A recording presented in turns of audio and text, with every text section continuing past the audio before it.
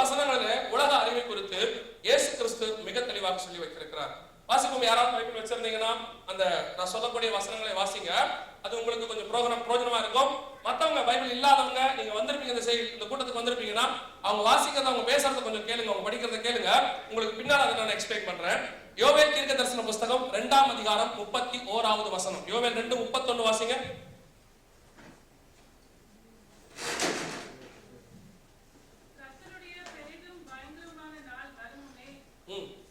அதாவது அந்த டிசாஸ்டர், கர்த்தருடைய பயங்கரமான ஒரு நாள், கடைசியாக வரக்கூடிய ஒரு அழிவின் நாள், உலகம் அழிய போகிற நாள் வர்றதுக்கு முன்னாடி சூரியன் கருப்பாக மாறும், சந்திரன் சிவப்பாக மாறும். இந்த காரியத்தை உலக அழிவுக்கு இயேசு கொடுத்திருக்கிறார். என்னைக்கு தெரியுமா? இன்னையிலிருந்து 2600 வருஷத்துக்கு முன்னாடி, 2600 years back அவங்க படிச்ச வசனம். அடுத்து லூக்கா எழுதின சுவிசேஷம் 21ஆம் அதிகாரம் 25வது வசனம் வாசிங்க. 21:25. லூக்கா எழுதின சுவிசேஷம் 21:25 வாசிங்க. சூரியனிலும் சந்திரனிலும் நட்சத்திரங்களிலும் அடையாளங்கள் தோன்றும். 26 வாசிங்க. வானத்தின் சத்துவங்கள் அசைக்கப்படும். போதும். இங்க என்ன சொல்றாரு? இந்த வசனம் கொடுத்து 2000 வருஷம் ஆகுது. அந்த வசனத்தை படிச்சு ஒரு 600 வருஷம் கழிச்சு இயேசு இந்த வசனத்தை சொல்றாரு. சூரியனிலும் சந்திரனிலும் நட்சத்திரங்களிலும் அடையாளங்கள் தோன்றும். இந்த வசனத்தை கொடுத்து ஒரு 90 வருஷம் கழிச்சு யோவான் அப்படிங்கிறவருக்கு தனியா இன்னொரு ஆண்டவர் சொல்றாரு. 6ஆம் அதிகாரம் வெளிப்படுத்தின விசேஷம் வாசிங்க. 6ஆம் அதிகாரம் வெளிப்படுத்தின விசேஷம் 12-13 வசனங்கள். 6ஆம் அதிகாரம் 6th chapter Revelation, 6th chapter Revelation 12-13.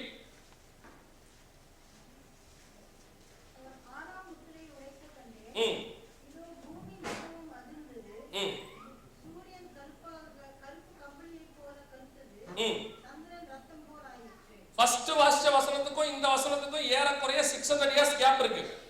First வாசிச்சதுக்கும் இந்த வசனத்துக்கும் 600 years கேப் இருக்கு. ஆனா இந்த மூணு வசனங்களும் ஒரே காரியத்தை சொல்கிறது.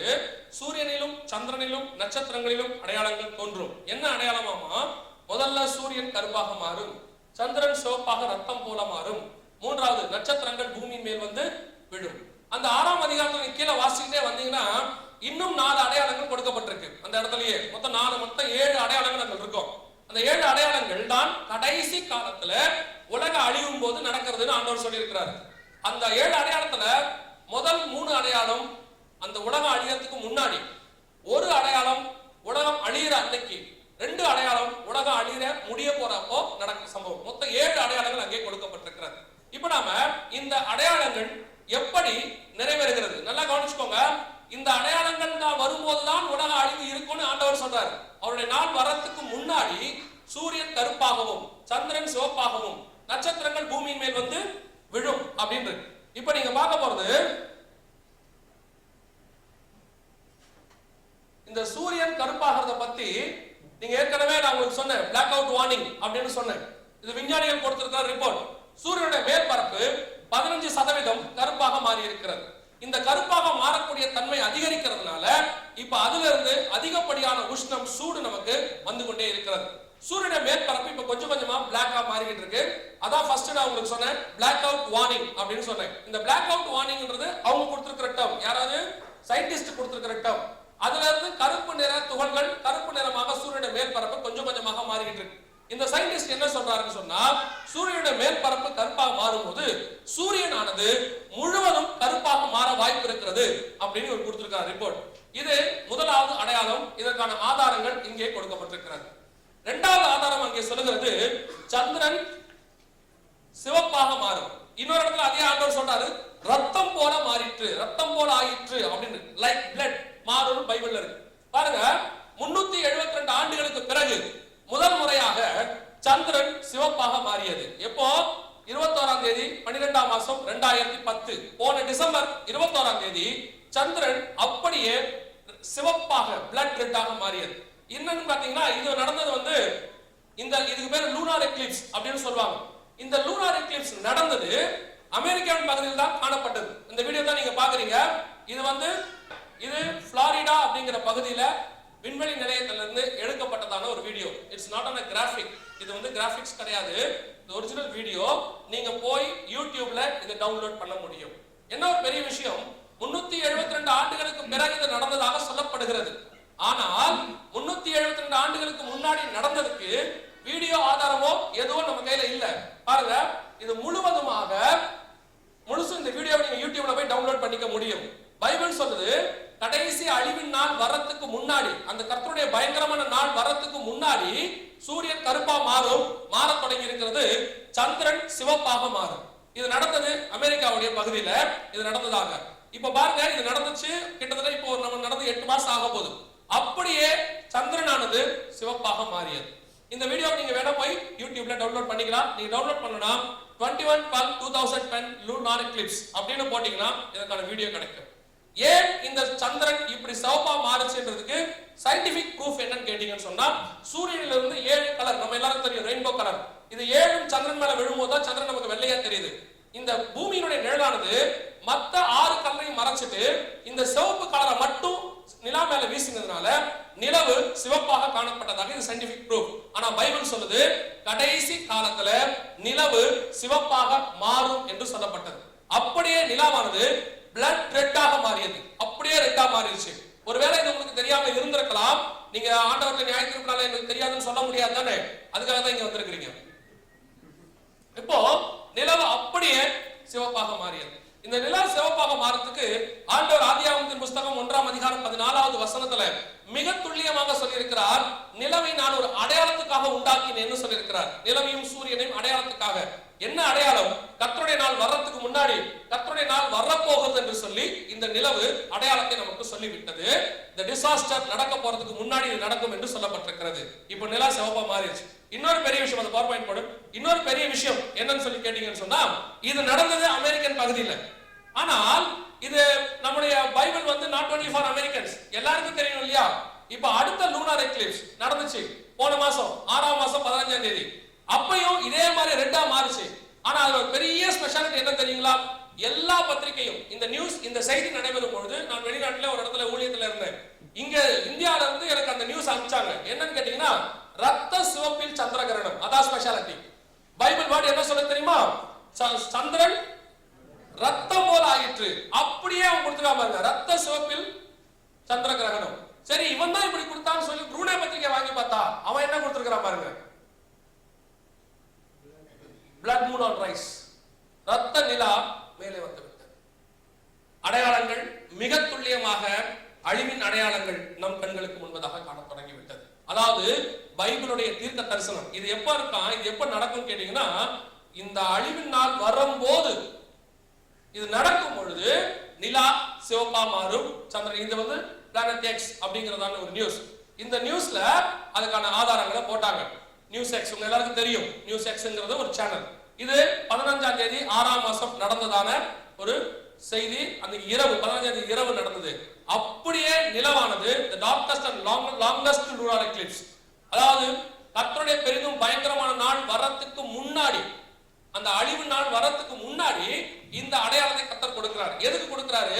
இயேசு கிட்ட ஃபர்ஸ்ட் கேட்டாங்க பாத்தீங்களா, உங்களுடைய வருகைக்கும் உலகத்தின் முடிவுக்கும் அடையாளம் என்ன அப்படின்னும் போது இயேசு சொல்றாரு, இந்த அடையாளத்தை நீங்க பார்க்கும்போது தெரிஞ்சுக்கோங்க, உலகம் அழிய போகிறது. இந்த உலகம் அழிய போகுது. நீங்க ஃபர்ஸ்ட் உங்களுக்கு சில வீடியோஸ் போட்டு காட்டினாங்க 1-3 மினிட்ஸ்க்கு. இந்த உலகம் அழிய தொடங்கி இருக்கிறத உங்களுக்கு காட்டினாங்க. ஒரு பகுதியா உலகம் அழிஞ்சுக்கிட்டே வருது, கொஞ்சம் கொஞ்சமா அழிஞ்சுக்கிட்டே வருது. அதுக்கு இது ஆண்டவர் கொடுத்திருக்கிற ப்ரூஃப். அப்படியே பிளட் மூன். எல்லா பத்திரிகைகளும் எழுதுனது என்ன? ரத்த சிவப்பில் சந்திர கிரகணம், பிளட் மூன் ஆன் ரைஸ் அப்படின்னு எல்லா பத்திரிகைகளும் நிலவு சிவப்பாக மாறியது. அதுவும் எப்படி மாறிச்சு? ரத்த சிவப்பாக மாறியதாக எழுதப்பட்டது. இந்த தடவை ஆண்டவர் என்ன பண்ணிருக்காரு? போன தடவை அமெரிக்கன் பகுதிக்கு காட்டினாரு. இப்ப ஆப்பிரிக்கா, ஏசியா பகுதிக்கு வர டிசம்பர் மாசம் மீண்டும் இதே சந்திர கிரகணம் வரப்போது. இந்த முறை ஆஸ்திரேலியா இந்த சைடுல உள்ளவங்களுக்கு, அதாவது வேதாகமத்தின் பிரகாரம் எல்லா ஜனங்களுக்கும் இந்த கிரகணத்தை, சந்திர கிரகணத்தை, நிலவு செவ்வாயாக மாறுகிறதை கர்த்தர் சொல்லிவிட்டார். அழிவின் நாளுக்கு முன்பதாக நடைபெற வேண்டிய எல்லா அடையாளங்களும் மிக துல்லியமாக நடைபெற தொடங்கிவிட்டது. 100%. ஒரு ஜனங்கள் கூட எனக்கு தெரியாது என்று சொல்ல முடியாது என்பதனால ஆண்டவர் இதை சொல்லி வச்சிருக்கிறார். இதோட இன்னும் கொஞ்சம் ஆண்டவர் சில காரியங்களையும் சேர்த்திருக்கிறார். அந்த இடத்துல அதே 6ஆம் அதிகாரத்துல வாசிச்சோம், பூமி மிகவும் அதிர்ந்தது. இந்த நிபுரு பிளானட் கிராஸ் ஆகும்போது என்ன நடக்கும் விஞ்ஞானிகள் சொன்னாங்கன்றத ஆரம்பத்திலே நம்ம பார்த்தோம். பூமி என்ன செய்ய போதா? அதிர போகிறது. ஆனால் பைபிள்ல பாத்தீங்கன்னு சொன்னா பூமி அதிர்ச்சியை பத்தி சொல்லும் பொழுது தனித்தனியா நடந்தா தனித்தனியா நடக்கணும் ஆண்டவர். எருசலேம் மட்டும் அதிரும், ரோம் நகரம் அதிரும், எருசலேம் மலைகள் அதிரும், தனித்தனியா சொல்வாரு. ஆனா இந்த இடத்துல ஆண்டவர் எப்படி சொல்லியிருக்கிறார்னா, பூமி மிகவும், டோட்டல் பூமியும் அதிர போகிறதாக ஆண்டவர் சொல்லி வச்சிருக்கிறாரு. இப்ப நிபுரு கிராஸ் ஆகும் பொழுது டோட்டல் பூமியும் அதிர போகிறதாக சொல்லி இருக்காங்க. இன்கேஸ் நிபுரு பிளானட் சொல்றது உண்மை இல்லை அல்லது உண்மை என்று சொன்னாலும் போல் ஷிஃப்ட் நாசா கொடுத்திருக்கிற ரிப்போர்ட் போல் ஷிஃப்ட் இது நிச்சயமாக நடைபெறும் என்று சொல்லப்பட்டிருக்கிறது. ஏன்னா இந்த சோலார் சுனாமியே இந்த போல் ஷிஃப்ட்னால தான் நடக்குது. அப்ப இந்த போல் ஷிஃப்ட் ஏற்படும் போது சோலார் சுனாமி ஒன்னா ஏற்படும் பொழுது சோலார் சுனாமி வந்துருச்சு, கிராஸ் ஆயிடுச்சு, எரிக்கற்கள் பூமியை நோக்கி வர ஆரம்பிச்சிருச்சு. கண்டிப்பா போல் ஷிஃப்ட் நடக்கத்தான் போகிறது. போல் ஷிஃப்ட் நடக்கும் பொழுது பூமி மிகவும் அதிர போகிறது. டோட்டல் பூமியும் அதிர்ச்சியை சந்திக்க போகிறது. இப்போ அதற்கான ஆதாரங்கள் நமக்கு கொடுக்கப்பட்டாகி விட்டது. மொத்தம் 7 அடையாளம் இருக்கு. பூமி மிகவும் அதிரும் அப்படின்னாங்க, அதிர போகிறது.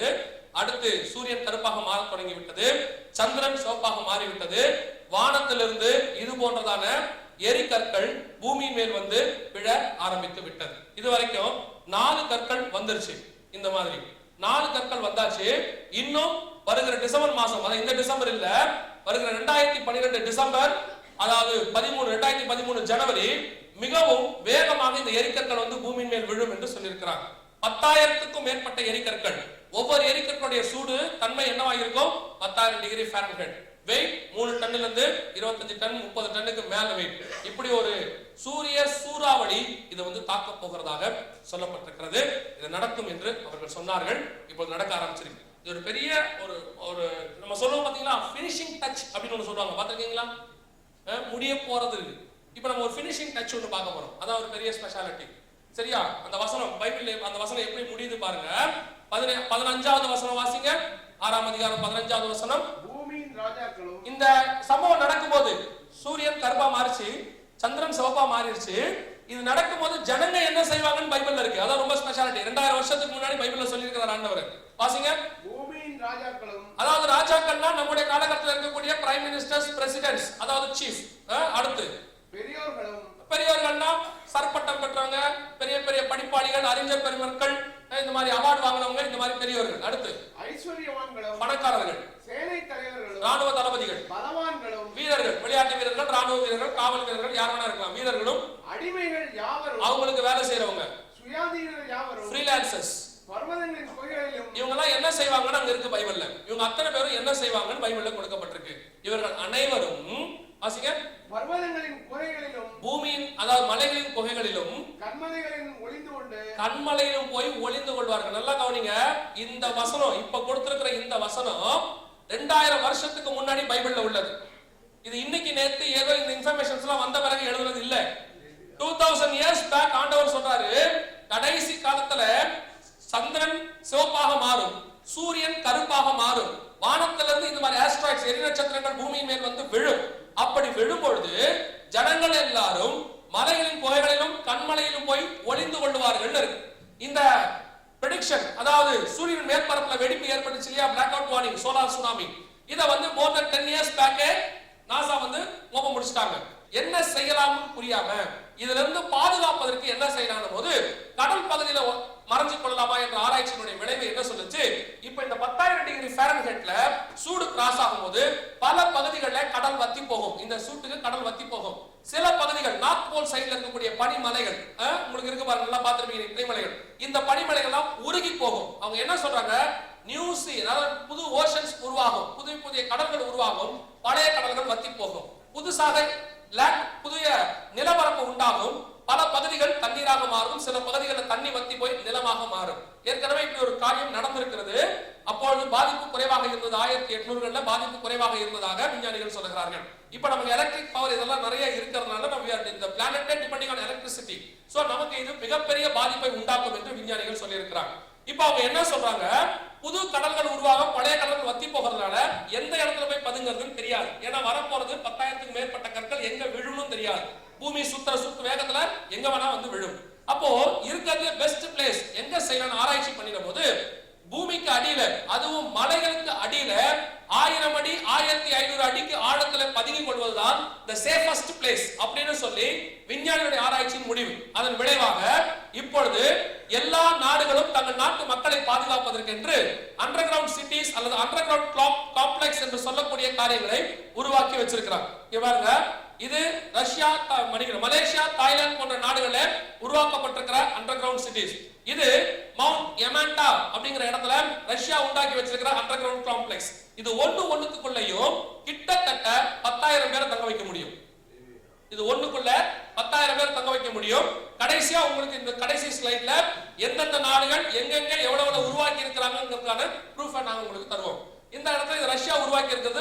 எமாண்டாங்கிற இடத்துல. இது கிராண்ட் டெட்டாங் அப்படிங்கிற மலை அமெரிக்காவில் இருக்கிறது. இதுக்கு அடியில எல்லோ பார்க் அப்படின்னு ஒரு இடம் இருக்கு. அந்த எல்லோ பார்க்குக்கு அடியில 2341 அடிக்கு கீழே அமெரிக்கா உருவாக்கி வச்சிருக்கிறதா அந்த வீடியோ. 2000 இதுக்கு டம்ப்ஸ்னு சொல்லுவாங்க. இந்த அண்டர் கிரவுண்ட் மிலிட்டரி பேஸ் அப்படின்வாங்க. இந்த டம்ப்ஸ்க்குள்ள முந்தி என்ன சொன்னாங்கன்னா நாங்க ஜஸ்ட் ஒரு மிலிட்டரி பேஸ் உருவாக்குறோம் அமெரிக்கா சொல்லிக்கிட்டே இருந்துச்சு. இப்ப பார்த்தா 2341 அடி கீழே எல்லா சிவிலியன்ஸையும் வாழ வைக்கிறதுக்கு அமெரிக்கா மிகப்பெரிய மெகா அண்டர் கிரவுண்ட் சிட்டி உருவாக்கியிருக்கு. இது மாத்திரமல்ல, இந்த மாதிரி அண்டர் கிரவுண்ட் சிட்டிஸ் 100க்கும் மேற்பட்டது அமெரிக்காவில் இருக்கு. இதுக்குள்ள போனீங்கன்னு சொன்னா நெக்ஸ்ட் ஜெனரேஷனுக்கு தேவையான எல்லா காரியத்தையும் கீழே கொண்டு போயாச்சு. அதாவது வண்டியில இருந்து உள்ளக்குள்ள தேவையான ஆபீசர்ஸ் என்னென்ன தேவையோ எல்லாத்தையும் கீழே கொண்டு போயாச்சு. இது கதல்ல நீங்க போய் 2012 அண்டர் கிரவுண்ட் சிட்டிஸ் அப்படின்னு சொல்லி இன்டர்நெட்லயோ அல்லது யூடியூப்லயோ அல்லது நீங்க போயிட்டு வெப்சைட்ஸ்லயோ பார்க்கும்போது இதற்கான எல்லா ப்ரூஃப்ஸும் இந்த மலைக்கடியில் தான் கொண்டு போயிருக்கிறாங்க. இங்க எல்லா இது ஒரு 8 நிமிஷம் வீடியோ. இது ஃபுல் வீடியோ பாத்தீங்கன்னா 8 மினிட்ஸ் வரும். பட் 8 மினிட்ஸ் நமக்கு பார்க்குற அளவுக்கு டைம் இல்லை. இன்னும் என்னென்ன நாடுகள் எவ்வளவு உருவாக்கி இருக்காங்க அடுத்த வீடியோஸ் நம்ம பார்க்கணும். இது வெறும் அமெரிக்கா உருவாக்கல. இதுக்கு முன்னாடி பாத்தீங்கன்னா ரஷ்யா உருவாக்குனதை நம்ம பார்த்தோம். அதுக்கு முன்னாடி மலேசியா, தாய்லாந்து போன்ற ஈஸ்டர்ன் கண்ட்ரிஸ் உருவாக்கி இருக்கிறத பார்த்தோம். இதே மாதிரி சைனா, நார்த் கொரியா உருவாக்கி வச்சிருக்காங்க. இதே மாதிரி சுவிட்சர்லாந்து உருவாக்கி வச்சிருக்காங்க. எல்லா நாடுகளும் உருவாக்கி வச்சிருக்காங்க அண்டர் கிரவுண்ட் சிட்டிஸ். இதுல பெரிய ஒரு விஷயம் என்னன்னா சுவிட்சர்லாந்து 100% இந்த மாதிரி ஒரு அண்டர் கிரவுண்ட் சிட்டியை உருவாக்கி வச்சிருக்காங்க. ஏன்னா இன்னையில இருந்து 15 மாதத்துக்குள்ளாக இப்படி ஒரு இந்த மலைக்கடல் தான் உருவாக்கி இருக்க அமெரிக்கா. ஒரு மிகப்பெரிய சோலார் சுனாமியானது பூமியை தாக்க போகிறது அப்படின்னு சொல்லி அவங்க 10 வருஷத்துல முன்னாடியே கெஸ் பண்ணதுனால இப்ப இதை உருவாக்கி வச்சிருக்காங்க. இதுக்கு அடியில நீங்க போனீங்கன்னு சொன்னா இதுக்குள்ள கல்டிவேஷன் ஆரம்பிச்சாச்சு. அதாவது சாப்பாட்டுக்கு தேவையான எல்லா காரியத்தையும் ஆரம்பிச்சாச்சு. மேல இருக்கக்கூடிய சோலார் காரியங்களை வச்சு கீழே எலக்ட்ரிசிட்டி உருவாக்குறாங்க. மேல சோலார் சுனாமி கிராஸ் பண்ணா அதை வச்சு கீழே எலக்ட்ரிசிட்டி செய்யறதுக்கான எல்லா காரியங்களும் செய்யப்பட்டிருக்கிறது. இது அமெரிக்காவுடைய டம்ப்ஸ் அப்படின்னு சொல்லுவாங்க. இதை நீங்க போய் டவுன்லோட் பண்ணிக்கலாம். இது நார்வேயோடைய CNN ல வந்த நியூஸ். நார்வேயோடைய டூம்ஸ்டே வால் அப்படின்னு சொல்லி நார்வேல மவுண்ட் சால்வடார் அப்படிங்கிற பகுதிக்கு அடியில பனிமலைக்கு அடியில உருவாக்கப்பட்டிருக்கிறதான அண்டர் கிரவுண்ட் சிட்டி. ஒரு காரியத்தை நல்லா மனசுல வச்சுக்கோங்க. எல்லா நாடுகளும் ஏதோ கதை ஊட்டுறதுக்காக ட்ரில்லியன்ஸ் அண்ட் ட்ரில்லியன்ஸ் ஆன பணத்தை செலவு பண்ணி மலையை தோண்டி 20 லட்சம் பேருக்கு உருவாக்கி வச்சிருக்காங்க. நீங்க போய் இதோட இன்ஃபர்மேஷனை பார்க்கணும்னா நார்வே மினிஸ்டர்ஸ் லெட்டர் அப்படின்னு சொல்லி இன்டர்நெட்ல கூகுள் சர்ச்ல போய் பாருங்க. உங்களுக்கு எல்லா டீடைல்ஸையும் இந்த உண்மைகள் மொத்தத்தையும் வெளியே கொண்டு வந்தது ஒரு நார்வே மினிஸ்டர். இதான் அவருடைய படுக்கைகள், உள்ள உருவாக்கப்பட்டிருக்கிற படுக்கைகள். இதனோட கூட இருக்கிறதான எல்லா காரியங்களையும் உண்டாக்கியாச்சு. இது ஃபர்ஸ்ட் என்ன சொன்னாங்கன்னா சீட் ஃபெர்டிலைசர், ஒரு விதைகளை பாதுகாக்கிறதுக்கு உருவாக்குறோம்னு சொன்னாங்க. அப்புறம் பார்த்தா கிட்டத்தட்ட 20 லட்சம் பேர் தங்கக்கூடிய அளவிற்கு மிகப்பெரிய பாதுகாப்பு அண்டர் கிரவுண்ட் சிட்டி உருவாக்கியாச்சு. இத வேற யாரும் சொல்ல, CNN ரிப்போர்ட். CNN போய் எடுத்துட்டு வந்து டூம்ஸ்டே வால்னு சொல்லி இந்த ரிப்போர்ட்டை வெளியே போட்டிருக்காங்க.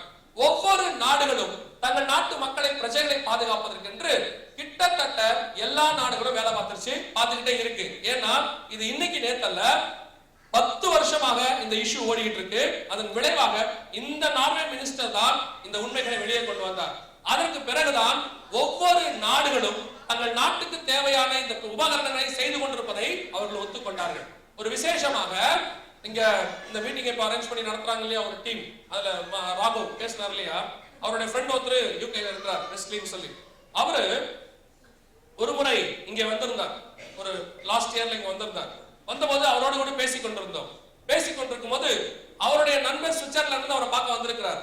பார்க்க வந்தபோது இந்த இன்ஃபர்மேஷன்ஸ் நாங்க வெஸ்லி கிட்ட பேசிட்டு இருக்கும்போது அவர் வெஸ்லி சொன்னாரு, நீங்க சொல்றது உண்மைதான் அப்படின்னாரு. என்னன்னு கேட்டா சுவிட்சர்லாந்து அரசாங்கம் எல்லா நாட்டுக்கு அந்த நாட்டு மக்களுடைய வீட்டுக்கு கீழேயே அண்டர் கிரவுண்ட் தோண்டிட்டாங்களா, ஃபுல்லாவே தோண்டிட்டு அதுக்குள்ள 4 மாசத்துக்கு தேவையான எல்லா உபகரணங்களையும் எப்பொழுதும் தயாராக வைத்திருங்கள் அப்படின்னு சொல்லியிருக்கிறாங்க. என்ன ரீசன் கேட்டதுக்கு, எந்த நேரத்திலையும் நியூக்ளியர் வார் வரலாம், எந்த நேரத்திலையும் பெரிய டிசாஸ்டர் ஏற்படலாம், எனி டைம் உங்களுக்கு அரசாங்கம் சொல்லும் பொழுது நீங்கள் உள்ளே போய் வாழ்வதற்கு இப்பொழுதே பழக்கப்படுத்திக் கொள்ளுங்கள். அண்டர் கிரவுண்ட் சிட்டில வாழ்றதுக்கு 100% சுவிட்சர்லாந்து பீப்புள் எல்லாருக்கும் இது கட்டியாச்சு. எந்தெந்த இடத்துல எவ்வளவு இருக்குன்றதுக்கான ரிப்போர்ட் இதுதான். இங்க பாத்தீங்கன்னா USA have underground cities 100 உருவாக்கி இருக்கு. ரஷ்யா அவங்க நாட்டு மக்களை பாதி பேரை உருவாக்கி இருக்கு, பாதி மக்களுக்கு தேவையானதை செஞ்சிருச்சு. ஸ்வீடன், பின்லாந்து இதே மாதிரி நிறைய அண்டர்கிரவுண்ட் சிட்டிஸ் உருவாக்கிட்டாங்க. சைனா, நார்த் கொரியா உருவாக்கி வச்சிருச்சு. மோஸ்ட் இம்ப்ரெசிவான விஷயம் சுவிட்சர்லாந்து 100% உருவாக்கி வச்சிருச்சு. எல்லா நாடுகளும் இத பத்தின டீடைல்ஸ் நீங்க படிக்கணும்னா கீழ இருக்கிற வலைத்தளத்துக்கு வெப்சைட்ஸ்க்கு போனீங்கன்னா இத பத்தின எல்லா டீடைல்ஸும் கொடுத்திருக்காங்க. இன்னொரு பெரிய விஷயம், பைபிள்ல சொல்லப்பட்டிருக்கு யார் யாரெல்லாம் உருவாக்கங்கள் இருக்கு. சாதாரணமா விஷயத்த சொல்லல, எல்லா நாட்டு ராஜாக்கள் பெரியோர்கள் எல்லாரும் உள்ள போவாங்கன்னு இருக்கு. அதுல இன்னொரு பெரிய விஷயம் கேட்டீங்கன்னா ஃப்ரீலான்சர்ஸ், சுயாதீனர் அப்படின்னு இருக்கு. இப்போ தனியார் நிறுவனங்கள் இது போன்றதான அண்டர்கிரவுண்ட் சிட்டிஸை உருவாக்குறாங்க. இந்த உண்மைகள் நீங்க போய் பார்க்கணும்னா vivaas.com அல்லது terravivaas.com அப்படிங்கிற விஷயத்தை நீங்க போய் பார்க்கும் பொழுது இத பத்தின எல்லா டீடைல்ஸும் கொடுக்கப்பட்டிருக்கு. இதுல போய் நீங்க தங்கறதுக்கு யார் வேணாலும் தங்கலாம். ஏன்னு சொன்னா நம்முடைய அரசாங்கம்னா இந்திய அரசாங்கத்தை சொல்லல, உலக அரசாங்கங்கள், எல்லா அரசாங்கமும் எல்லா நாட்டு மக்களுக்கு என்ன உருவாக்க முடியாது, 100% எல்லாருக்கும் பாதுகாப்பு உண்டாக்க முடியாது. ஏன்னா இப்ப இந்தியாவுடைய மக்கள் தொகை எவ்வளவு? ஏறக்குறைய 110 கோடிக்கு மேல போயிருச்சு. இப்ப இந்தியா இப்படி ஒரு சேஃபை நமக்கு உருவாக்கி கொடுக்கணும்னு சொன்னா என்ன செய்ய முடியாது? 110 கோடியை உருவாக்க முடியாது. ஏன்னா அப்புறம் இன்னொரு இந்தியா வக்கீல தோண்டணும், அது நமக்கு பண்ண முடியாது. சோ அதனாலதான் அவங்க என்ன செய்யறாங்க, உங்க எல்லாரையும் பாதுகாக்கிறதுக்காக இப்போ உங்களுக்கு எல்லாம் ஆடு மாடு லேப்டாப் எல்லாம் கொடுக்குறாங்க. நமக்கு என்ன தேவையோ அவங்க தெரிஞ்சு போச்சு அவங்களுக்கு. அப்போ இந்த சுயாதீனர் ஃப்ரீலான்சர்ஸ் இவர்கள் தனியார் நிறுவனங்கள் இப்பொழுது அரசாங்கத்தினால் கொடுக்க முடியாதவர்களுக்கு இதுல உங்களுக்கு அவங்க இடம் கொடுக்குறாங்க.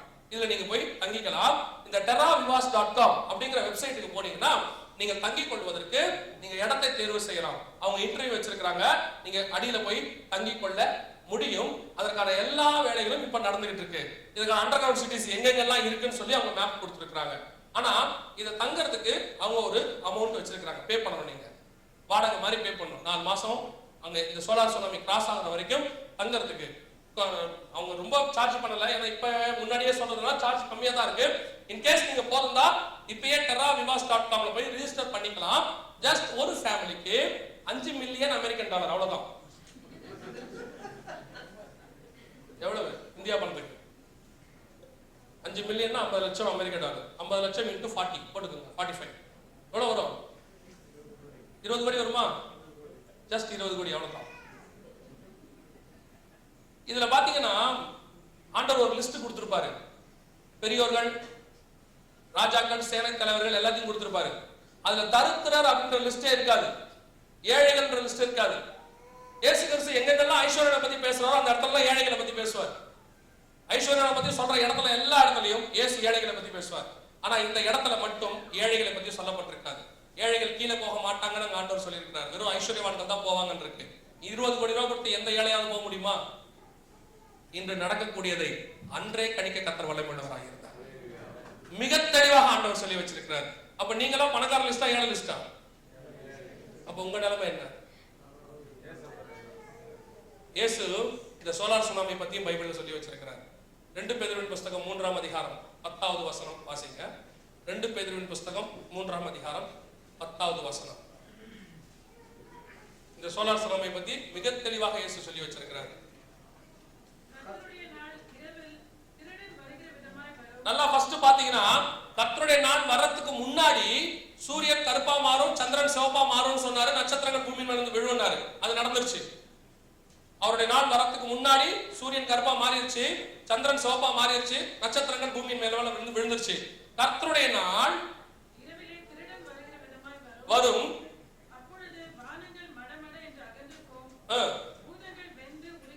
அந்த நாள்ல என்ன நடக்குமா? வானங்கள் அகன்று போகும், பூதங்கள் எரிந்து உருகி போகும். 12ஆம் வசனம் சொல்லுகிறது, அந்நாளில் வானங்கள் வெந்து அழிந்து பூமி பூதங்கள் எரிந்து உருகி போகும் என்று சொல்லப்பட்டிருக்கு. இந்த சோலார் சுனாமியை பத்தி 2000 வருஷத்துக்கு முன்னாடி ஆண்டவர் தெளிவா சொல்றாரு. பூமி எரிய போகிறது, பூமியினுடைய மேற்பரப்பு எரிய போகிறது, வானத்தினுடைய மேற்பரப்பு எரிய போகிறது என்று மிக தெளிவாக வசனம் சொல்லுகிறது. இந்த எப்ப எரிய போதுமோ ஆண்டவர் சொன்னாரு, எப்பப்ப நீங்க சூரியன் கருப்பா மாறி சந்திரன் சிவப்பா மாறத பாத்தீங்களோ அதற்கு பின்னாடி பூமியானது எரிய போகிறதுனாரு. இப்போ சூரியன் கருப்பா மாறிடுச்சு, சந்திரன் சிவப்பா மாறிடுச்சு, பூமி எரிய போகுதுன்னு சயின்டிஸ்ட் சொல்றாங்க. ஆண்டவர் இது எரியும் சொல்லி அப்பயே சொன்னாரு. ஆனா என்னைக்கு எரியும் ஆண்டவர் சொல்லல, சயின்டிஸ்ட் மட்டும் டைம் கொடுத்துருக்காங்க. இன்னையில இருந்து 15 மாசம் இருக்கு. நான் வந்தோன்னு ஆரம்பத்துல ஒரு கேள்வி கேட்ட ஞாபகம் இருக்கா? உங்களுடைய ஃபியூச்சர் பிளான் என்ன? இப்பதான் அந்த கேள்வி கேட்கணும். உங்களுடைய ஃபியூச்சர் பிளான் என்ன? அண்டர் கிரவுண்ட்லயா? சரி, இப்ப இந்த இதுக்காக தான் கேட்டேன். அடுத்து அண்டர் கிரவுண்ட்ல போறாங்க. இப்ப அவர்கிட்ட 20 கோடி ரூபாய் இருக்கு, பிரச்சனை இல்ல. இப்பதான் உண்மை வெளியே வருது. இப்பதான் கண்டுபிடிச்சிருக்கோம் யார்கிட்ட எவ்வளவு இருக்குன்னு. சரி, ஓகே, ரைட்.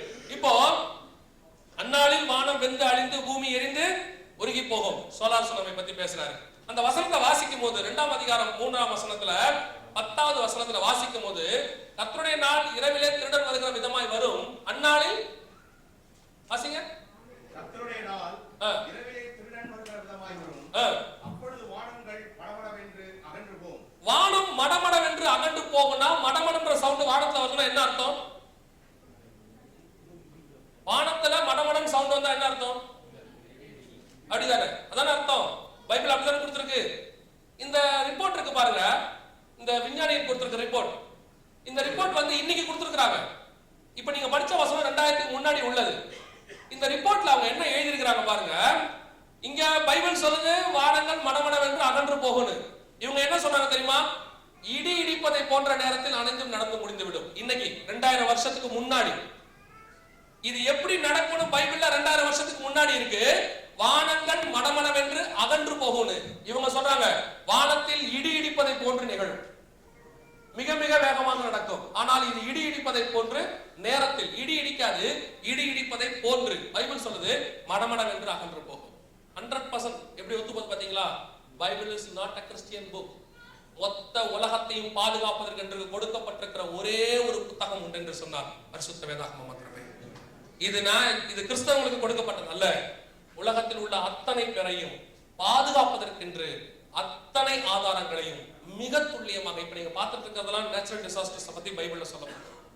இல்ல இன்னொரு பெரிய சுவாரஸ்யமான விஷயம் ஒன்று இருக்கு, கவனிக்கிறீங்களா?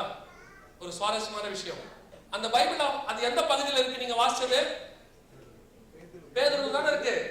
பேதுரு யார் தெரியுமா? பேதுருடைய ப்ரொஃபஷன் என்ன தெரியுமா? இங்கிலீஷ்ல மீனவருக்கு என்னது? ஃபிஷர்மேன். இந்த சயின்டிஸ்ட் பேர் என்ன தெரியுமா? ஒரு சுவாரஸ்யமான கோஇன்சிடென்ஸ். அன்னைக்கு ஃபிஷர்மேன் சொன்னதை இன்னைக்கு ஃபிஷர் கன்ஃபார்ம் பண்ணிட்டார். ஆமென்.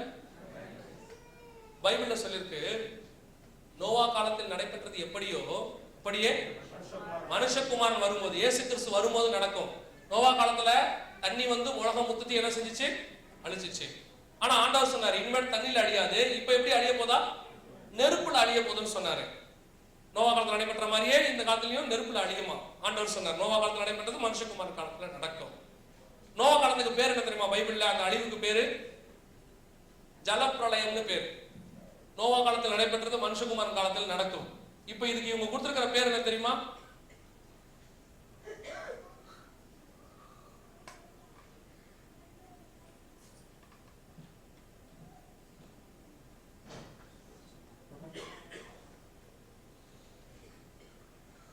இவங்க கொடுத்திருக்க பேர் என்ன தெரியுமா? அன்னைக்கு கொடுத்த பேரு ஜலப்பிரளயம். பத்திரிகையாளர் இன்னைக்கு எழுதியிருக்கிறாங்க சூரியன் ஏற்படும் பிரளயம். அன்னைக்கு வந்தது ஜலப்பிரளயம், இன்னைக்கு வரது சூரிய பிரளயம். 100% 100% பைபிள்ல என்ன சொல்லுச்சோ அந்த அழிவு நம் கண்களுக்கு முன்பதாக மிக துல்லியமாக காணப்படுகிறது. வரப்போகிற அழிவுக்கு உங்களை பாதுகாக்கும்படி உங்களுக்கு ஒரு எச்சரிக்கை இந்த நாளிலே கொடுக்கப்பட்டிருக்கிறது. இந்த அழிவு இயற்கையால் வரக்கூடிய இந்த அழிவு தடுத்து நிறுத்த முடியாது. விஞ்ஞானிகள்லாம் கையை விரிச்சிட்டாங்க, ஒன்றும் பண்ண முடியாது. எல்லாம் அண்டர் கிரவுண்ட்ல போயிட்டு இருக்காங்க, ஓடி போயிட்டு இருக்காங்க. பைபிள் சொல்லுது அண்டர் கிரவுண்ட்ல போறாங்க. அண்டர் கிரவுண்ட்ல போறவங்க தான் அடுத்த ஜெனரேஷனை ஃபார்ம் பண்ண போறாங்க. அண்டர் கிரவுண்ட்ல போறவங்க தான் அடுத்த தலைமுறையை உருவாக்க போறாங்கன்னு சொல்லப்பட்டிருக்கு. ஆனா பைபிள்ல சொல்லுது இவைகள் சம்பவிக்க தொடங்கும் பொழுது, கர்த்தருடைய நாள் அவர் வரும் பொழுது, இயேசு வரும் பொழுது இவையெல்லாம் நடக்கும். அந்த நாளில் வானம் வெந்து, இந்த சோலார் சுனாமி என்னைக்கு கிராஸ் ஆகுதோ அதுதான் இயேசு வரக்கூடிய நாள்னு சொல்லப்பட்டிருக்கு. பைபிள்ல இயேசு வரும் நாள் நாளிகை எதுவுமே நமக்கு தெரியாது, அடையாளம் மட்டும் தெரியும் இருக்கு. அந்த அடையாளங்கள் வர ஆரம்பிச்சிருச்சு. அவர் வர்ற அன்னைக்கு, கர்த்தருடைய நாள் வர்ற அன்னைக்கு வானங்கள் வெந்து அழிந்து பூதங்கள் இருந்து உருகி போகும். சோலார் சுனாமி கிராஸ் ஆகும். அப்ப இந்த இயேசு வரக்கூடிய நாளை பத்தி நமக்கு தெரியாது. ஆனா ப்ரெடிக்ஷன்ஸ் விஞ்ஞானிகள் சொல்றாங்க, அவங்க இயேசு வர நாளை பத்தி சொல்லல. அவங்க சொல்றாங்க சோலார் சுனாமி 2013க்குள்ள கிராஸ் ஆகும்னு சொல்றாங்க. 2013க்குள்ள கிராஸ் ஆகும். அப்படியானால் இயேசு சொன்ன இத்தனை காரியங்களும் இவ்வளவு துல்லியமாய் நடைபெறுவது உண்மை என்று சொன்னால், இயேசு கிறிஸ்து வரப்போகிறேன் என்று சொன்ன தீர்க்க தரிசனமும் மிக துல்லியமாக நிறைவேற போகிறது. ஒரே நாள்ல 2 நடக்கும் இயேசு சொன்னாரு. ஒண்ணு நடக்குதுன்னா இன்னொன்னு நிச்சயமா என்னதான் செய்ய போகுது? நடக்க போகிறது. ரெண்டும் ஒண்ணா நடக்கும்னாரு. ஒண்ணா நடக்கிறதுல ஒரு விஷயத்தை விஞ்ஞானிகள் இன்னைக்கு ப்ரூவ் பண்றாங்க. இயேசு பைபிள்ல தான் சொன்னாரு. விஞ்ஞானிகள் அதுக்கு ஆதாரப்பூர்வமாக எல்லா ப்ரூஃபும் கொடுக்குறாங்க எப்படி நடக்க போகுதுன்னு. இவைகள் சம்பவிக்க தொடங்கும் பொழுது உங்கள் மீட்பு. இப்போ கடைசி கொஸ்டின் நான் சொல்லிட்டு ஒரு சின்ன ஒரு விட்னஸ் ஒண்ணு இப்ப என் கூட இருக்கிறவங்க சொல்லுவாங்க. இப்ப நான் சொல்ற இந்த விஷயத்தை ஏதோ கண்மூடித்தனமாக நான் ஏதோ ஒரு இன்ஃபர்மேஷன்ஸை மொத்தமா கொண்டு வந்து உங்ககிட்ட கொடுத்துட்டே நீங்க நினைக்க கூடாது இல்லையா? இதே இன்ஃபர்மேஷன்ஸை நல்லா படிச்சவங்க, பெரிய இடத்துல வேலை பார்க்கக்கூடியவங்க, ஒரு பெரிய இடத்துல கர்த்தர் உட்கார வச்சிருக்கிறாரு. அவர்கள் போய் இந்த இடத்துல என்ன வச்சு இதை நடத்துறாங்கன்னா ஏதோ ஒன்று சொன்ன நான் கேட்டு உடனே கேன்வாஸ் ஆகி அவங்க நடத்திக்க மாட்டாங்க. அவங்க போய் என்ன செஞ்சிருக்கிறாங்க, வலைத்தளத்திலையும் வெப்சைட்ஸ்லயும் புக்ஸ்லயும் எல்லாத்தையும் ஆராய்ச்சி பண்ணி பார்த்துட்டு சொன்னது உண்மைதான் 100%. என்ன ஒரு பெரிய விசேஷம் தெரியுமா? எந்த ஒரு விஷயத்துக்கும் ரெண்டு விதமான விஞ்ஞானிகள் உருவாங்க. ஒன்னு எதிர்ப்பு கருத்து, ஒன்னு ஆதரவு கருத்துன்னு. ஆனா இந்த விஷயத்துக்கு எதிர்ப்பு கருத்தே கிடையாது. இது எல்லா விஞ்ஞானிகளுமே ஒத்துக்கொள்கிறார்கள், உண்மைதான். அவங்களுடைய எதிர்ப்பு எங்க மாறுதுன்னா அழிவு நிலைகள்ல மாறுது. இவ்வளவு அழிவு வரும், இவ்வளவு அழிவு வராதுன்னு தான் மாறுது. அதெல்லாம் ஒரு 6 மாசத்துக்குள்ள சரி பண்ணிடலாம்னு ஒருத்தர் சொல்றாங்க, ஒரு சிலர் சொல்றாங்க பல வருஷங்கள் பிடிக்கும்ன்றாங்க. அழிவின் நிலையில் தான் மாற்றம் இருக்கிறது. ஆனால் இந்த சோலார் சுனாமி வருவது உண்மை என்று சொல்லி எல்லா விஞ்ஞானிகளும் ஒத்துக்கொள்கிறார்கள். நான் ஒரு காரியத்தை உங்ககிட்ட சொல்லிட்டு நான் உங்ககிட்ட டேக் ஓவர் பண்ண அவங்ககிட்ட கொடுக்க போறேன் இந்த விஷயத்தை. ஆண்டவர் ஒரே ஒரு காரியத்தை சொல்றாரு. யார் கீழே போவார்கள்? இந்த பூமி கடியில யாரு பதுங்கி கொள்ள போவாங்க? யார் இயேசுவோட போவாங்க? உங்களுக்கு இந்த மீட்டிங் நடத்துறது காரணம் என்ன தெரியுங்களா? இதுக்கப்புறம் நீங்க பூமி கடியில போறதுக்காக அல்ல, இதுல இருந்து உங்களை மீட்டெடுத்து இயேசுவோடு கூட போவதற்காக. ஏன்னா பூமி கடியில போறவங்க அடுத்த ஜெனரேஷன் ஃபார்ம் பண்ணும்போது அவங்களுக்கு வரக்கூடிய டிசாஸ்டர்ஸ், அதுக்கப்புறம் வரக்கூடிய வியாதிகள், அதுக்கப்புறம் வரக்கூடியதான வானத்துல இருந்து வரக்கூடியதான இந்த குளோபல் வார்மிங், இது எல்லாத்தையும் பத்தி பைபிள்ல 8th சாப்டர் ரெவலேஷன்ல அதுக்கப்புறம் தெளிவா இருக்கு. அதுக்கப்புறம் என்னென்ன அழிவுகள் பூமியில ஒன்னொன்னா வரும், என்னென்ன ஆஸ்ட்ராய்ட்ஸ் வரும், அப்போ பூமியில என்னென்ன வெப்பன்ஸ் யூஸ் பண்ணுவாங்க, அந்த வெப்பன்ஸ்ல மனுஷனால வாழக்கூடிய நிலைமை வரும். இந்த நிலைமையை தான் உபத்திரவ காலம் என்று வேதம் சொல்லுகிறது. இந்த உபத்திரவ காலத்துக்குள்ள நீங்க போகக்கூடாதுங்கிறதுக்காக தான் இயேசு கிறிஸ்து அழிவுக்கு முன்பதாக மீட்கும்படி வருவேன் என்றார். அவர் சொன்ன இத்தனை அழிவுகள் நடக்கும் என்றால் இயேசு மீட்கும்படி வரப்போவதும் நிச்சயம். இப்போ யார் போவாங்க? அங்க இருக்கு 16வது வசனம், அதே 6ஆம் அதிகாரம் 16ஆம் வசனம் சொல்லுகிறது, ஆட்டுக்குட்டியானவருடைய சிங்காசனத்தின் மேல் வீற்றிருக்கிறவருக்கும் ஆட்டுக்குட்டியானவருடைய கோபத்திற்கும் எங்களை விலக்கி பாதுகாத்துக் கொள்ளுங்கள். அதாவது கடவுளை பார்க்க பயப்படுறவங்க மட்டும்தான் பூமி கடியில போவாங்களாம். அப்ப இயேசுவோட போறவங்க எப்படிப்பட்டவங்களா இருப்பாங்கன்னு அடுத்த அதிகாரத்துல 7ஆம் அதிகாரத்துல 9ஆம் வசனம் சொல்லுகிறது. இந்த இயேசுவோட போனவர்கள் வெள்ளை அங்கிகளை தரித்துக் கொண்டு குருத்தோலைகளை பிடித்துக் கொண்டு சிங்காசனத்துக்கு முன்பதாகவும் ஆட்டுக்குட்டியானவருக்கு முன்பதாகவும் நிற்க கண்டேன். அதாவது இந்த அழிவின் பாதையில யார் ஒருவர் இயேசு கிறிஸ்துவை ஏற்றுக்கொள்கிறார்களோ, யார் ஒருவர் இயேசுவின் ரத்தத்தினாலே பாவம் மன்னிக்கப்படுகிறதோ, யாரால் இயேசுவை முகமுகமாக தரிசிக்க முடிகிறதோ அவர்கள் மாத்திரம் சிங்காசனத்துக்கு இயேசு கிறிஸ்துவின் பக்கத்தில் நின்று கொண்டிருந்தார்கள். இயேசுவை பார்க்க முடியாதவர்கள், விஞ்ஞானத்தை நம்பினவர்கள், பணத்தை நம்பினவர்கள், நாங்க அண்டர் கிரவுண்ட்ல போய் சேஃபா இருக்கிறோம் நினைக்கிறவங்க எல்லாம் இந்த இடத்துக்கு போனார்கள். அதற்கு பிறகு வரக்கூடிய எல்லா நேச்சுரல் டிசாஸ்டர்ஸ்லயும் அவங்க மாட்டிக்கிட்டாங்கன்னு இருக்கு. உங்களுக்கு இந்த நாளிலே ஒரு மிகப்பெரிய வாய்ப்பு கொடுக்கப்படுகிறது. உங்களுக்கு ஒரு வாய்ப்பு கொடுக்கப்படுகிறது. இது மதமாத்திர காரியம் அல்ல. நல்லா மனசுல வச்சுக்கோங்க, இது மதமாத்திர காரியம் அல்ல. வரப்போகிற அழிவு எல்லாருக்கும் பொதுங்கிறதுனாலதான் இங்க வெறும் இந்துக்களையும் கூப்பிடல, முகமதிகளையும் கூப்பிடல, எல்லாரையும் கூப்பிட்டுருக்கோம். இயேசுவை பத்தி தெரிஞ்சவங்களுக்கும் கூப்பிட்டுருக்கோம். காரணம், ஒருவேளை இயேசுவை தெரிஞ்சுக்கிட்டோன்றதுனால நீங்க இந்த அழிவுக்கு இதை பத்தி ஒண்ணும் தெரியாம ஒருவேளை நிர்விசாரமான வாழ்க்கை ஒன்று இருக்குமானால் உங்களை சரிப்படுத்திக் கொள்வதற்காக தான் இங்க கூப்பிட்டுருக்கிறோம். உங்களுக்கு ஒரு வாய்ப்பு கொடுக்கப்படுகிறது. மிகப்பெரிய அழிவானது பூமியை நோக்கி வந்து கொண்டிருக்கிறது. அது பைபிள் இந்த அழிவு வரும்னு சொல்லுது. பைபிள் டைம் கொடுக்கல, விஞ்ஞானிகள் மாத்திரம் டைம் கொடுத்திருக்காங்க. இன்னையில இருந்து ஒரு 15 மாசம் நமக்கு 1000 எதிர்காலத்துடைய திட்டங்கள், பிளான்கள் இருக்கும். இது எல்லாமே நீங்க சுகமா வாழ்றதுக்கு, சுகமா வாழ முடியாத காலம் ஒன்று வந்து விட்டது. நீங்கள் நினையாத நாளிலே சடுதியாய் அந்த அழிவு வரும் என்று பைபிள் சொல்லுகிறது. இந்த அழிவிலிருந்து நீங்கள் தப்பித்துக் கொள்ள வேண்டும் என்றால், நிரந்தர சந்தோஷத்தை பார்க்க வேண்டும் என்று சொன்னார், அதற்கு பிறகு உங்களுக்கு கொடுக்கப்படுகிற ஆசீர்வாதம் அபிரதமாக இருக்கும். அதற்கு ஒரே ஒரு வழிதான் இருக்கிறது. இவ்வளவு சொன்னது, இவ்வளத்தையும் சொன்ன ஆண்டவர் இதிலிருந்து மீட்கும்படி வெகு சீக்கிரத்திலே வரப்போகிறார். அந்த ஆண்டவராக இயேசு கிறிஸ்துவை நம்புங்கள். அவர் உங்களை இந்த அழிவிலிருந்து பாதுகாத்துக் கொள்ள வல்லமையுள்ளவராக இருக்கிறார். இப்ப என் கூட இங்க இருக்கிறாங்க, பிரதர் மோசஸ் இருக்கிறாரு.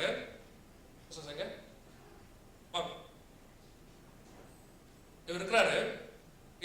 is working in அவர் ஓன் இத ரன் பண்ணிட்டு இருக்காரு, ரெப்யூட்டட் கம்பெனில இருக்கிறார். இவர் வந்து ஒரு எனக்கு கோ பிரதர் மாதிரி சஃப்ரண்ட் எல்லாமே.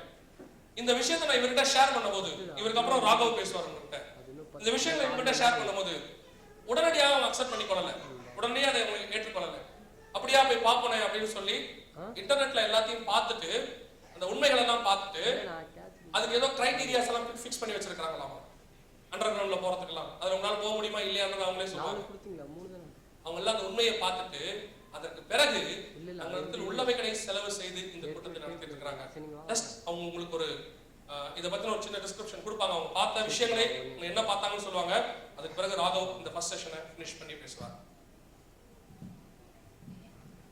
கர்த்தருடைய பரிசுத்த நாமத்திற்கு ஸ்தோத்திரம். First of all, I thank Jagannath for giving me this opportunity to stand in front of you all, share that I experienced some time back. I'm basically an advertising and branding professional. அப்படின்னா விளம்பரம் ஒரு brand என்ன அப்படின்றத மக்களுக்கு கொண்டு போய் சேர்க்கறது. So அப்படி இருக்கும்போது எப்போவுமே நான் வந்து ஒரு வியூவர்ஸ் பாயிண்ட், கேட்குறவங்களுடைய பாயிண்ட் ஆஃப் வியூவில் இருந்து எதையுமே பார்ப்பேன் நான். ஸோ ஆஸ் கிறிஸ்டியன்ஸ் நம்ம எப்போவுமே வந்து கண்ணை மூடிட்டு பைபிளில் சொல்லப்பட்டிருக்கு அப்படின்ற ஒரு விசுவாசம் நமக்குள்ள என்றைக்குமே இருக்குது. அதனால் வேதாகமத்தின் அடிப்படையில் எந்த ஒரு விஷயத்தையும் சொல்லும்போது உடனே அதை அப்சர்வ் பண்ணிக்குவோம். அது நம்மளுடைய விசுவாசம். ஆனால் உலகத்தார் அப்படி கிடையாது. It works backwards for them. அவங்களுக்கு ப்ரூஃப், உலக பிரகாரமான ப்ரூஃப் காமிச்சாதான் அதன் மூலியமா ஓ பைபிள் இப்படி இருக்கா அப்படின்னு ரிலேட் பண்ணி பார்த்துட்டு தென் தேல் கம் ஃபார்வர்ட். அந்த ஒரு எண்ணத்துல தான், அந்த ஒரு எண்ணம் என் மனசுல தோணுதுனால தான் நாங்கள் வேற ப்ரூஃப் அப்படின்ற ஒரு டாபிக்கை பண்ணோம். இது வந்து அவர் சொன்னது போல மதம் சார்ந்த காரியமே அல்ல. என்னுடைய நண்பர்கள் 2 பேர் இங்கே இருக்காங்க, கென்னடி அண்ட் செந்தில். நாங்கள்லாம் ஸ்கூல்ல இருந்து ஒன்னா வளர்ந்து வந்தவங்க.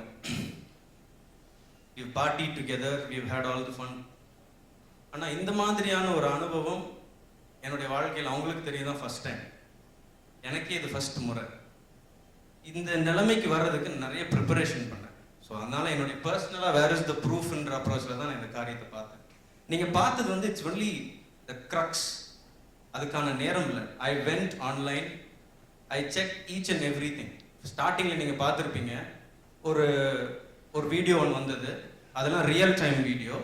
அப்புறம் ஒரு ப்ரோமோ ஒன்று வந்தது. அந்த ப்ரோமோவில் இருந்த விஷயங்கள்லாம் பார்த்தீங்கன்னா நிறைய ஃபிலிம்ஸ்ல இருந்து எடுத்து போடப்பட்ட விஷயம். நிறைய பேர் சொல்லலாம், ஓ இதெல்லாம் ஃபிலிம்ஸில் பார்த்தது தானே, அதை எடுத்து கம்பைல் பண்ணி ஒரு ப்ரெசன்டேஷன் பண்ணிட்டாங்க அப்படின்னு. ஆனால் அதுக்கு முன்னாடி போட்டது எல்லாமே ரியல் டைம். இது எல்லாமே நாங்கள் உட்கார்ந்து எடுத்த விஷயங்கள். இதை கேட்ட பிறகு நாங்கள் மறுபடியும் we went back, researched. உண்மையானுமே உலகத்தில் சில விஷயங்கள் எங்களால் வந்து போடவே முடியல. காரணம் என்னன்னா இட் வாஸ் so horrible. குழந்தைங்கள்லாம் வருவாங்க இருப்பாங்க. நேத்து நைட்டு ஜப்பான்ல நடந்த சுனாமியை குறித்த ஒரு லேட்டஸ்ட் வீடியோ, 20 minutes வீடியோ என் ஃப்ரெண்ட் அனுப்பியிருந்தாங்க, நான் பார்த்தேன். கண்ணு முன்னாடியே இப்படி they couldn't do anything. Video இப்படி வச்சு பார்த்துட்டு இருக்காங்க, அவ்வளவுதான். ஒரு பெரிய அலை வருது, அப்படியே அந்த ஊரே அடிச்சுட்டு போகுது. அங்க இருக்கிறவங்க கால் அடிவாரம், ஒரு மலை உயரத்துல இருந்து இருக்காங்க, கால் அடிவாரம் வரைக்கும் அடிச்சுட்டு போகுது. அவங்களால ஒண்ணுமே பண்ண முடியும். அவங்க dear once, family, friends, relatives எல்லாம் முன்னாடி நிக்கிறாங்க. அந்த தாக்கம், அந்த எண்ணம் ஃபர்ஸ்ட் டைம் ஜெகன்னா சொல்லும்போது நான் ஒரு மாதிரி எல்லாரும் சொல்ற விஷயம் தானே அப்படின்னு நினைச்சேன். பர்டிகுலர்லி இந்த viwas.com அப்படின்ற ஒரு சைட் நிறைய தெரியும். நீங்க ஃபேஸ்புக் போனாலும் சரி, யூடியூப் போனாலும் சரி, ரீசெண்டா வந்திருக்க இந்த நியூஸ் பேப்பர்ஸ்ல வர்ற ரிப்போர்ட்ஸ் எல்லாமே எடுத்து பார்த்தீங்கன்னா சில கான்ட்ரவர்ஷியல் உருவாக்கக்கூடிய விஷயங்களை அவாய்ட் பண்ணிடுவாங்க. இன்டர்நெட்ல கேர்ஃபுல் எவ்ரிதிங் இஸ் வாட்ச்ட். எதையுமே அவ்வளோ சீக்கிரமா போட்டுற மாட்டாங்க. Government will take action immediately.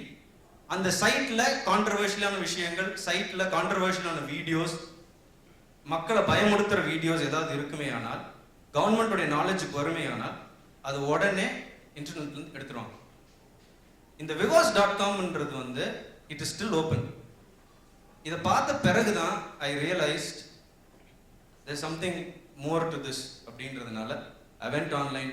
ஏகப்பட்ட இங்க இருந்த ப்ரிடாமினென்ட்லி எல்லாம் நம்ம ஆட்களாக இருக்கிறதுனால இருக்கிற நியூஸ் ரிப்போர்ட்ஸ் எல்லாமே வந்து தினகரன், தினமலர், தினத்தந்தியிலேருந்து எடுத்த வெர்னாக்குலர் ப்ரெஸஸ்லேருந்து எடுத்த ரிப்போர்ட்ஸ். பட் ஃபாக்ஸ்லேருந்து, சிஎன்என்லேருந்து, பிபிசிலேருந்து, பிரிண்ட் மீடியாவிலேருந்து, எலக்ட்ரிக் மீடியா வரைக்கும் எல்லா இடத்துலையுமே இதை குறித்து நிறைய ரிப்போர்ட்ஸ் இருக்கு. In go see. So the idea is not to cause panic. This is out of love and affection that we have done for all our friends, relatives, colleagues. இது வந்து மறுபடியும் as I said, இது என்னுடைய முதல் அனுபவம். ஆண்டவர் எனக்கு கொடுத்த ஒரு பங்குல this is the beginning. Maybe this is the beginning. I would want to do it further. But அண்ணா இன்னைக்கு காலையில் கேட்டது போல I hope I've shared what I wanted to. And I thank you all for coming today. Thank you. நமக்கு ரொம்ப நேரம் இல்ல, very short time. Jesus is near to our doorstep. அப்படிதான் வசனம் சொல்லுது, நான் உங்கள் வாசப்படியில் நின்று கதவை தட்டுகிறேன். இயேசு மிக அருகாமையில் இருக்கிறார். இந்த இயேசுவை ஏற்றுக்கொள்வதற்கு நீங்கள் வேற ஒன்றும் செய்ய வேண்டிய அவசியம் இல்லை. வேற ஊர மாத்தம் எதுவுமே கிடையாது. ஜஸ்ட் உங்க இருதயத்துல இயேசுவே என் உள்ளத்தில் வாரும், என் பாவத்தை மன்னியும், உங்களுடைய பிள்ளையாய் என்னை ஏற்றுக்கொள்ளும் என்று ஒரு வார்த்தை சொல்லும் பொழுது இயேசு உங்கள் பாவங்களை மன்னிக்க வல்லமையுள்ளவராய் இருக்கிறார். இந்த இயேசுவை அல்லாமல் பரலோகத்துக்கு கொண்டு போகிற தெய்வம் வேறு யாரும் இல்லை. காரணம், அவர்தான் அங்கிருந்து இங்கு வந்தார், அவர்தான் இங்கிருந்து அங்கு போயிருக்கிறார். மீண்டும் நம்மை மீட்கும்படி அங்கிருந்து வரப்போகிறவர் அவர் ஒருவர் மாத்திரமே. அவர் சொன்ன இத்தனை விஷயங்களும் மிக துல்லியமாக நடக்கிறது. வெகு சீக்கிரத்திலே நம்மை மீட்கும்படி ஆண்டவராக இயேசு கிறிஸ்து வரப்போகிறார். நாம் யாவரும் எந்திரிப்போமா? சின்ன பிரேயர் பண்ணி முடிப்போமா? நாம் யாவரும் எந்திரிப்போம், கண்களை மூடுவோம்.